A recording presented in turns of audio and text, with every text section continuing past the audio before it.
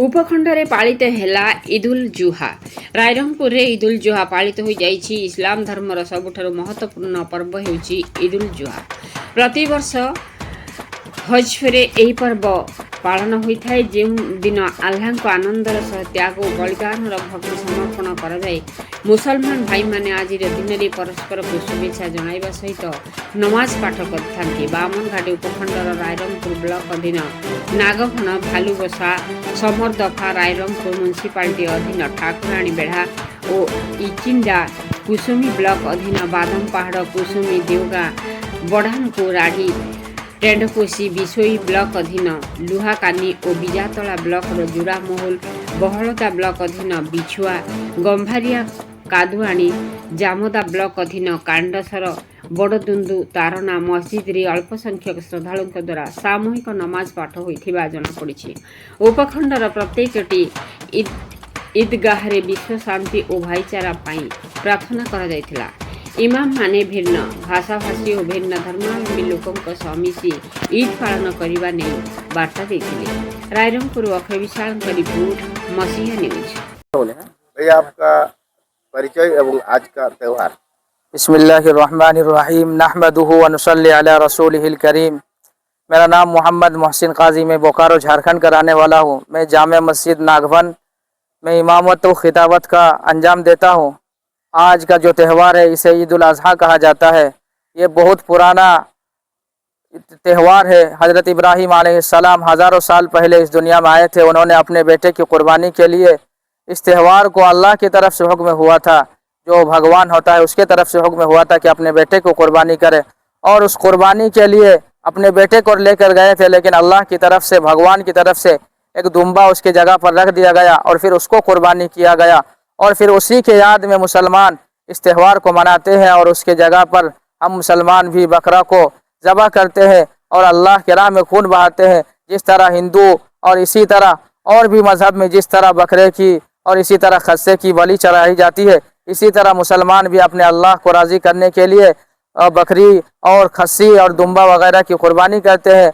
और ये जो ईद उल अज़हा की नमाज़ पढ़ाई गई और उसमें जो बात किया गया, इसमें यही पैगाम दिया गया कि मुल्क के अंदर किस तरह भाईचारा कायम हो, किस तरह मुसलमान, हिंदू, सिख, ईसाई सब मिलजुल कर रहे, ताकि मुल्क के अंदर अमन और सुकून और सलामती कायम हो और मुल्क आगे बढ़े।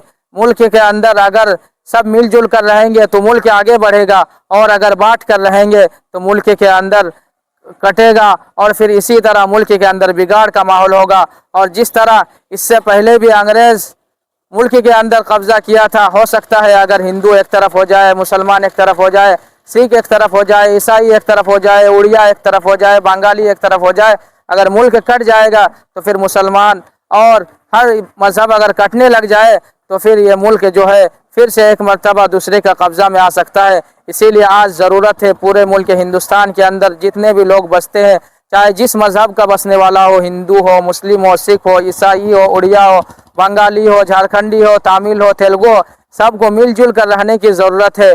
और यहाँ पर यही पैगाम दिया गया है कि आज खुशी का दिन है।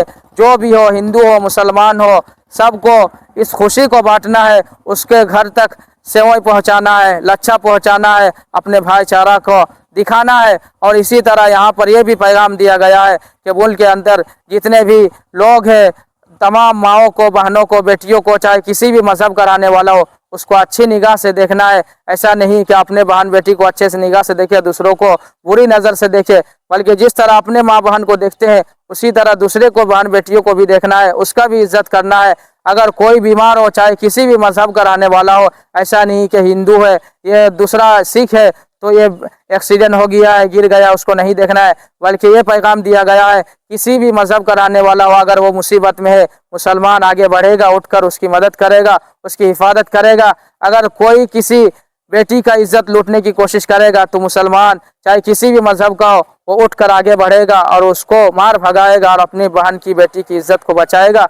और ये जो आज का ईद उल अज़हा हम मनाए हैं, ये बहुत खुशी का दिन है। और इस खुशी को जो है पूरे मुल्क के अंदर हम इस खुशी को बांट कर चलेंगे।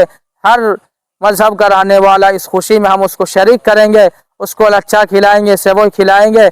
इसी तरह इसमें ये पैगाम दिया गया है कि सिर्फ जानवर बकरी और दुम्बा की कुर्बानी करना मुनासिब नहीं है, बल्कि अपने अंदर जो बुराई है उसको भी छोड़ना ये भी कुर्बानी है। और इसी तरह अपने अंदर जो भी बुराई है, झूठ बोलने की है, जुआ खेलने की है, शराब पीने की है, ताश खेलने की है, सब छोड़ना है। अगर इस सब को छोड़ेंगे तो हमारा घर तरक्की होगा।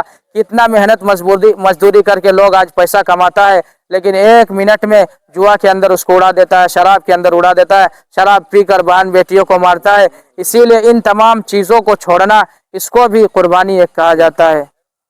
वाखिर दावाना अनिल हम्दुलिल्लाह।